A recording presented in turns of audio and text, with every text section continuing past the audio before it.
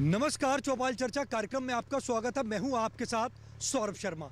किसान भाइयों, चौपाल चर्चा कार्यक्रम आपका अपना कार्यक्रम है जिसमें हम गांव-गांव जाते हैं, चर्चा करते हैं सरकारी योजनाओं की, किस तरीके से हमारे किसान भाई योजनाओं का लाभ ले रहे हैं। आपको बता दें, इस वक्त हम मौजूद हैं हरियाणा के जिला पानीपत के गाँव ऊझा में।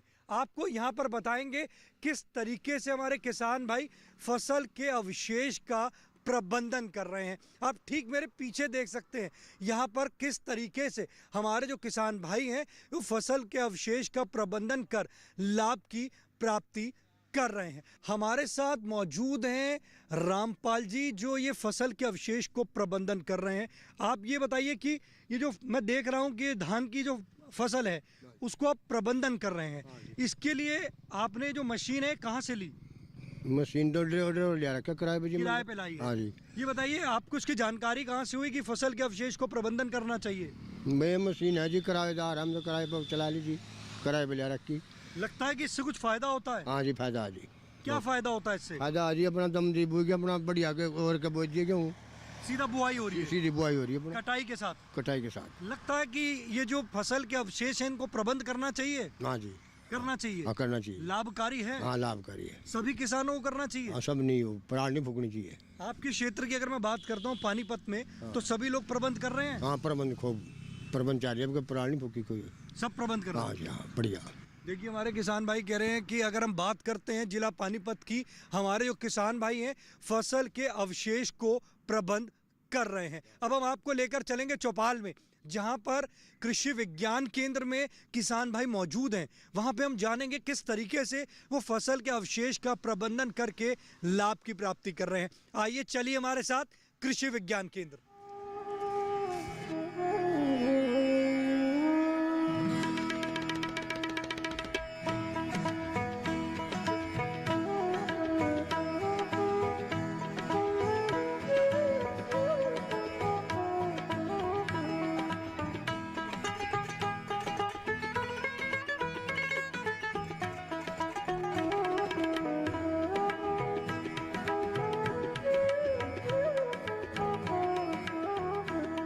जैसे कि हमने आपको कहा था कि हम आपको कृषि विज्ञान केंद्र ऊझा में लेकर चलेंगे।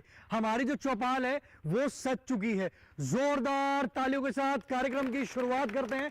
आपको बता दें, आज हम बात करेंगे फसल अवशेष प्रबंधन के बारे में। हमारे बीच में कृषि विज्ञान केंद्र के अध्यक्ष मौजूद हैं।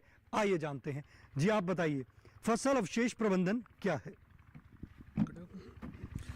फसल अवशेष प्रबंधन का जब हम बात करते हैं तो धान गेहूं फसल चक्र में खासकर धान की पराली का प्रबंधन की बात करते हैं, क्योंकि ये धान की पराली ऐसी है पूरे हरियाणा प्रांत में, पंजाब में और पश्चिमी उत्तर प्रदेश में इसको किसान जलाते हैं। जलाने से प्रदूषण फैलता है, जो इसमें पोषक तत्व हैं उनका नुकसान होता है, वातावरण को नुकसान होता है। इसी नुकसान से बचने के लिए भारत सरकार ने 2018-19 में यथास्थान फसल अवशेष प्रबंधन पर एक स्कीम लागू की। काफ़ी भारी पैसा दिया, प्रदेश सरकारों को भी दिया, कृषि विज्ञान केंद्रों को भी दिया, किसान को मशीनें दी बहुत भारी सब्सिडी पे।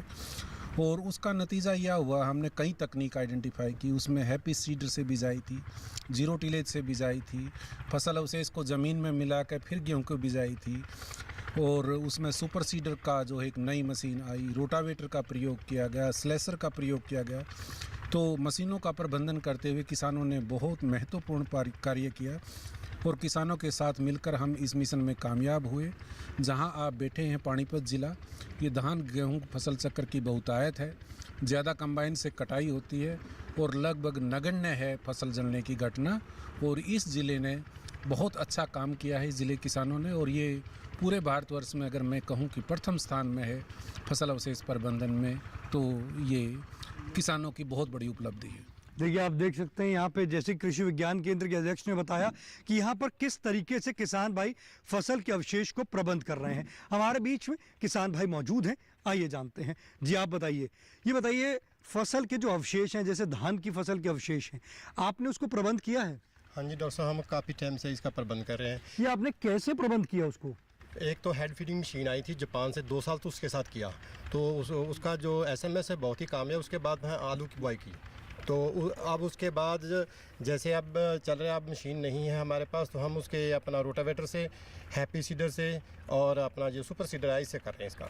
लगता है कि फसल के अवशेष जो हम प्रबंध कर रहे हैं वो लाभकारी है। हाँ जी, लाभकारी है काफ़ी। जो हमारे गांव की ज़मीनें हैं वो कल्लर ज़मीनें थी आज से 20-30 साल पहले, तो इसी पराल के मिक्स करने से हमारी जो ज़मीनें की दशा सुधरी हुई है, उपजाऊ क्षमता बढ़ गई हाँ है। जी, उपजाऊ क्षमता। देखिए आप देख सकते हैं, बता रहे हैं हमारे किसान भाई कि फसल के अवशेष को प्रबंध करने से मिट्टी की उपजाऊ क्षमता भी बढ़ती है, कितनी लाभकारी है। जी आप बताइए, फसल के अवशेष को प्रबंध करते हैं आप? हाँ जी, पर करते हैं जी। ये बताइए कैसे करते हैं आप फसल के अवशेष को प्रबंध? फसल अवशेष का तो ये जैसे हमें समय मिल जाता है, जो अभी हमारी कम अवधि की किस्में है, तो उसमें हम अपना हैरो और रोटावेटर से जुताई करके प्ले करके वो बुझाई। पहले क्या करते थे? पहले तो भी मतलब उसको आग लगा दिया करते नहीं, थे? आग नहीं लगाई जी। पहले मतलब ज़्यादातर हाथ की कटाई होती है जी, बासमती हाथ से काटते थे। लगती थी जी। तो कुछ लगता है कि पहले जो करते थे अब जो कर रहे हैं, जैसे आधुनिक मशीनें आ गई हैं, तो उससे किसानों को लाभ मिल रहा है? लाभ मिल रहा है जी, मतलब अभी अवशेष प्रबंधन मतलब किसानों को सभी साधन मौजूद है जी। लगता है कि ये सरकार ये योजना चला रही है फसल अवशेष प्रबंधन पे, ये किसानों के लिए लाभकारी है? लाभकारी है जी, बिल्कुल। देखिए जैसे बात करते हैं, जो फसल अवशेष प्रबंधन जो है वो किसानों के लिए लाभकारी है। किसान कह रहे हैं पहले जहां उनको समय लगता था, अब आधुनिक मशीनें आ गई हैं, तो अब उनको लाभ की प्राप्ति हो रही है। जी आप बताइए, फसल के अवशेष को प्रबंध करते हैं आप? जी ये बताइए, फसल के अवशेष को प्रबंध करना चाहिए? जी जरूर। क्यों करना चाहिए? मिट्टी की क्षमता बढ़ाने के लिए। मिट्टी की उपजाऊ क्षमता बढ़ रही है। कुछ लगा कि पहले जब आप फसल के अवशेष को प्रबंध करते थे, अब कर रहे हो, कुछ बदलाव महसूस हो रहा है? बिल्कुल जी, क्या बदलाव आपने देखा? फसल में बिल्कुल चेंजिंग आ रही है जी। लगता है कि पहले की फसल में और अब की फसल में उसमें उसका जो दाना है वो थोड़ा अच्छा हो गया है, बिल्कुल जी, उत्पादन अच्छा हो रहा जी। है। देखिए बात करते हैं, उत्पादन तो अच्छा हो रहा है, साथ ही साथ फसल की गुणवत्ता जो है वो भी इससे बढ़ रही है। हमारे बीच में और भी किसान भाई मौजूद हैं, आइए जानते हैं। फसल के अवशेष को प्रबंध करते हैं आप? हाँ करते हैं जी। किस प्रकार से करते हैं प्रबंध? पहले उसकी हैरों से जुताई करते हैं खेत की जी, फिर पलेवा करके उसके बाद रूटावेटर से उसके ज़मीन में मिला देते हैं, जिससे उसकी उर्वरक शक्ति अधिक बढ़ जाती है और इसकी पैदावार बढ़िया होती है। इसकी जानकारी कहाँ से हुई आपको? डॉक्टर राजवीर गर्ग है जी, कृषि विज्ञान केंद्र ऊर्जा में, उनके पास रहते हैं जी। वो बताते हैं हमको जी, भाई ऐसे करो, भाई ऐसे करो, इससे आपको फायदा होगा जी। पहले क्या करते थे आप? पहले तो पराली जलाते थे सीधी जी।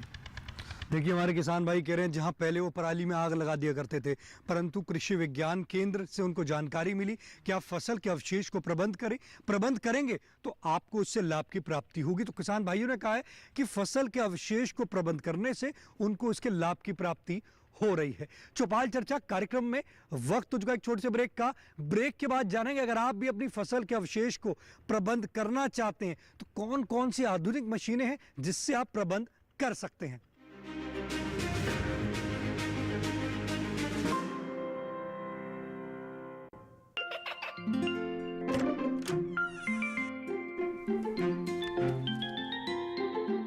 ये क्या हो रहा है?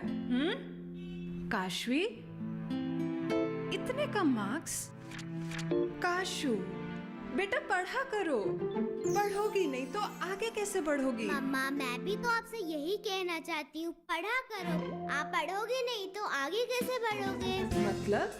वो देखो, सिर्फ बैक पर छपा ऑर्गेनिक नहीं, ऑर्गेनिक का निशान पहचाने। पीजीएस ऑर्गेनिक का ये लोग उन किसानों की पहचान है जो आज भी परंपरागत विधि से रसायन मुक्त खेती कर आपके लिए शुद्ध फसल उपजा रहे हैं। अब समझे मम्मा, अगर मैं प्योर ऑर्गेनिक फूड नहीं खाऊंगी तो अच्छे मार्क्स कहाँ से लाऊंगी? अच्छा बच्चों, जैविक खेती की इस मुहिम को आगे बढ़ाइए, शुद्ध ऑर्गेनिक अपनाइए।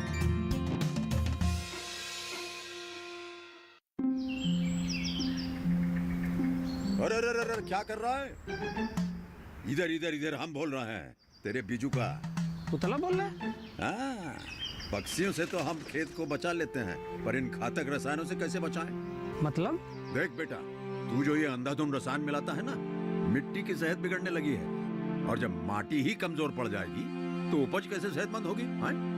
अरे पहले ऐसा नहीं था, पूछना अपने बड़े बुजुर्गों से कैसे फसल लहलहाती थी, शुद्धता झलकती थी। हाँ, माटी भी तंदुरुस्त और लोग भी। अरे अब पहली वाली बात कहाँ, पर हम तो सभी डाले हैं। सब नहीं, आज भी लाखों जागरूक किसान परंपरागत विधि से फसल उगा रहे हैं। खर्चा कम और उपज की कीमत भी बेहतर पा रहे हैं। ठीक है भाई, मैं भी आज से जैविक खेती शुरू करूंगा। माटी से प्रेम की परंपरा है, परंपरागत खेती।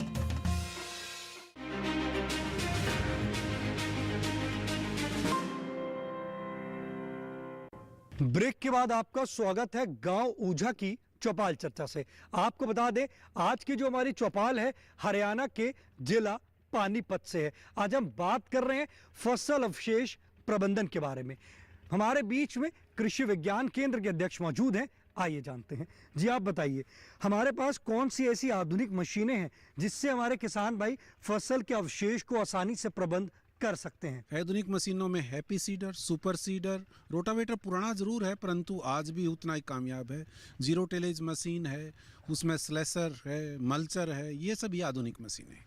देखिए, आपको बताया कौन कौन सी आधुनिक मशीनें हैं। साथ ही साथ आपने देखा किस तरीके से हमारे किसान भाई जो हैं ये जो फसल के जो अवशेष हैं उसको प्रबंध कर रहे हैं। हमारे बीच में और भी किसान भाई मौजूद हैं। आइए जानते हैं उनसे किस तरीके से फसल के अवशेष को प्रबंध कर रहे हैं। जी आप बताइए, आप अपनी फसल के अवशेष को किस तरीके से प्रबंध करते हैं? हम जी कंबाइन से जेरी कटाते हैं, जैसे साथ के साथ रोटावेटर से खेत को तुरंत बा देते हैं, जो कि गिल्ली और जल्दी कटती है।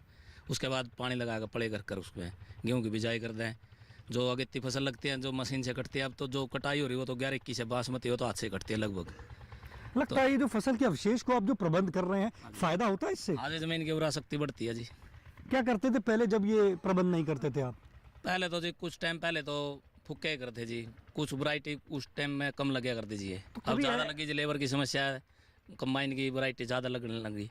फायदा हो रहा है इससे? हाँ, फायदा तो है ही जी। जो फूस पराली नीचे जमीन में गड़ेगी तो थोड़ी उड़ा सकती जमीन की। अगर हम बात करते हैं कृषि एवं किसान कल्याण मंत्रालय जो है उनकी योजनाएं धरातल तक पहुंचती हैं? हाँ जी, पहुंचती है जी। देखिए, हमारे किसान भाई कह रहे हैं कृषि एवं किसान कल्याण मंत्रालय की जो योजनाएं हैं वो धरातल पर पहुंच रही है। जैसे कि उन्होंने बताया कि यहाँ पे उन्होंने फसल के अवशेष को प्रबंध करके लाभ की प्राप्ति ली है। पहले जब आग लगाते थे तो उसमें बहुत ज़्यादा नुकसान होता था, अब मिट्टी की उपजाऊ क्षमता जो है वो बढ़ रही है। जी आप बताइए, फसल के अवशेष को आप किस तरीके से प्रबंध करते हैं? रोटावेटर से करते हैं जी। ये बताइए कि इसकी जानकारी कहाँ से हुई कि फसल के अवशेष को प्रबंध करना चाहिए? यहाँ जी वो जगहों से हुई जी। फायदा होता है जब आपसे प्रबंध कर रहे हैं जी। पहले क्या करते थे जब प्रबंध नहीं करते थे? सीधे तो नुकसान भी होता होगा। हाँ जी, नुकसान होता था जी। कभी आपने देखा होगा कि मिट्टी की उपजाऊ क्षमता में या हमारे मित्र कीट मर रहे हैं, कभी आपने इस चीज़ को महसूस किया कभी? जी। आप क्या महसूस कर रहे हैं? जैसे अब आप देखते होंगे जब आप इसको मिला रहे हैं खेत में तो आपने देखा होगा केचुआ जो है पहले जहाँ उसकी तादाद कम हो गई थी अब बढ़ रही है, कुछ ऐसा महसूस कर रहे हैं? जी जी। फायदा होता है? फायदा होता है जी, मिट्टी की जान बढ़ती है जी मिट्टी में। देखिए, हमारे किसान भाई कह रहे हैं कि मिट्टी की उपजाऊ क्षमता बढ़ती है। साथ ही साथ अगर बात करते हैं जलाने से हमारे मित्र कीट मरते हैं, केचू की जो संख्या वो जहाँ पहले कम हो गई थी अब वो बढ़ रही है। जी आप बताइए, फसल के अवशेष को प्रबंध करते हैं आप? हाँ जी। ये प्रबंध करते क्यों हैं पहले तो ये बताइए। प्रदूषण नहीं फैले ज़्यादा जी। और क्या है उसके वो है कि क्यों प्रबंध करना चाहिए? बस स्वास्थ्य के लिए ठीक रहेगा जी। स्वास्थ्य के लिए, मिट्टी के लिए भी क्योंकि हमारी जो मिट्टी है दिन प्रतिदिन उसकी उपजाऊ क्षमता घटती जा रही है। तो आप जो प्रबंध कर रहे हैं कैसे कर रहे हैं? ये रोटावेटर से जी। जब आपने रोटावेटर से प्रबंध किया कुछ महसूस हुआ कि हमारी उपजाऊ क्षमता बढ़ रही है? हाँ जी। उत्पादन में भी वृद्धि हो रही है? वृद्धि हो रही जी। कितने समय से कर रहे हैं आप इसको? 5 साल से जी। 5 साल से कर रहे हैं। इसकी जानकारी कहाँ से होती है कि फसल के अवशेष को प्रबंध करना चाहिए? यहीं से केंद्र से जी। कृषि विज्ञान केंद्र से। लगता लाभकारी है? लाभकारी है जी। देखिए, हमारे किसान भाई कह रहे हैं कि फसल के अवशेष को प्रबंध कर रहे हैं, 5 साल से प्रबंध कर रहे हैं, लाभ की प्राप्ति उनको हो रही है। हमारे बीच में और भी किसान भाई मौजूद हैं, आइए जानते हैं। जी आप बताइए, फसल के अवशेष को प्रबंध करते हैं आप? ये प्रबंध करना क्यों चाहिए हमें? हमने यूँ करना चाहिए जी, धरती की उपजाऊ बढ़ाए, हर एक उसमें ताकत भी बढ़ाए थे।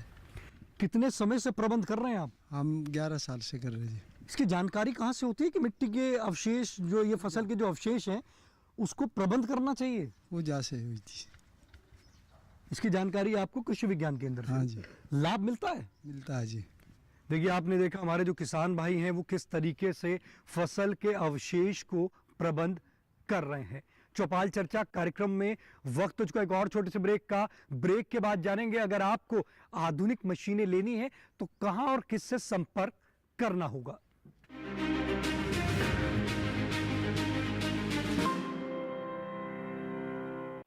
हर जोखिम से निकल कर फसल आए, सुरक्षित हो जाए।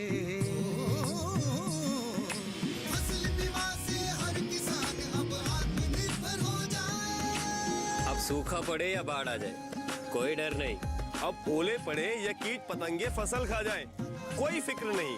अब कैसी भी आपदा हमारी फसल पे आ जाए, क्षति होने पर हमारे दावों का उचित भुगतान मिलता है, क्योंकि हमने लिया है प्रधानमंत्री फसल बीमा। बुआई से फसल कटाई तक हर जोखिम का दावा, न्यूनतम प्रीमियम पर अधिकतम भुगतान का वादा। योजना से हर साल जुड़ रहे हैं 5 करोड़ से ज्यादा किसान। अब आपकी है बारी। नजदीकी कृषि कार्यालय, सहकारी समिति, बैंक शाखा, अधिकृत बीमा कंपनी या जन सेवा केंद्र में स्वेच्छा से करा सकते हैं पंजीकरण।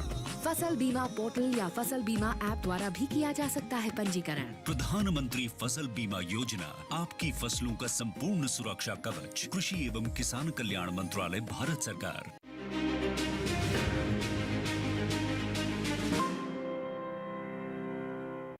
ब्रेक के बाद आपका स्वागत है गांव ऊझा की चौपाल चर्चा से। आपको बता दें आज की जो हमारी चौपाल है हरियाणा के जिला पानीपत से है। आज हम बात कर रहे हैं फसल अवशेष प्रबंधन के बारे में। हमारे बीच में कृषि विज्ञान केंद्र के अधिकारी मौजूद हैं, आइए जानते हैं। जी आप बताएं कि अगर हमारे किसान भाइयों को आधुनिक मशीनें चाहिए फसल अवशेष प्रबंधन के लिए तो उनको कहां और किससे संपर्क करना होगा। अगर हमारे किसान भाई को आधुनिक मशीनों की ज़रूरत है तो कृषि एवं किसान कल्याण विभाग द्वारा अलग अलग सब्सिडी दी जाती है। अगर कस्टम हायरिंग सेंटर के माध्यम से हमारे किसान भाई मशीनें खरीदना चाहते हैं, जिस तरह सुपर सीडर है, पी सीडर है, जीरो टिलर है, जो डॉक्टर राजवीर गर्ग ने आपसे बताई हैं, तो उस पर 80% सब्सिडी मिलती है। इंडिविजुअल किसान के लिए 50% सब्सिडी है। मशीनें काफ़ी हैं, ड्रा सिस्टम द्वारा होता है, तो ऑनलाइन किसान भाइयों को उसमें आवेदन करना पड़ता है। आवेदन करने के बाद ड्रा होगा और ड्रा में जिसको मिलेगी तो आसानी से किसान भाइयों को उपलब्ध कराई जाती है। ये जो ऑनलाइन आवेदन करना है तो कौन सी साइट पे करना होगा? ये agriharyana.gov.in एक हरियाणा गवर्नमेंट की वेबसाइट है, उस पर किसान भाई जाएंगे तो वहाँ पंजीकरण करना पड़ेगा और वहाँ पंजीकरण करने के बाद अखबार में इसकी सारी विज्ञापन दिए जाते हैं, तो उसमें फिर ओपन ड्रा द्वारा हमारे किसान भाई इसका फ़ायदा उठा सकते हैं। ये पंजीकरण करने का समय कब होता है? तो ये साल में 2 बार हमारे विभाग के जो अधिकारी हैं, जो एग्रीकल्चर डिपार्टमेंट हैं, 2 बार विज्ञापन देता है। तो 2 बार विज्ञापन देने के बाद तो अगर मान लो एप्लीकेशन कम आती है तो दोबारा इसको रिपीट भी कर देते हैं। तो साल में 2 बार तो ये करते ही करते हैं।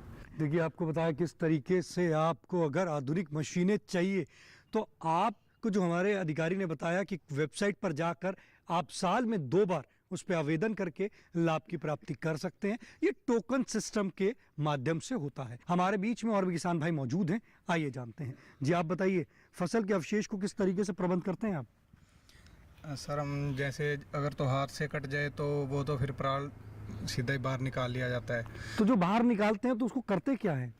उसको जैसे डंगरों वगैरह में यूज़ हो जाती है या फिर लोग ले जाते हैं अपना नीचे बिछाने के लिए, सर्दियों में डंगरों के नीचे बिछाने के लिए, भैंसों वगैरह के।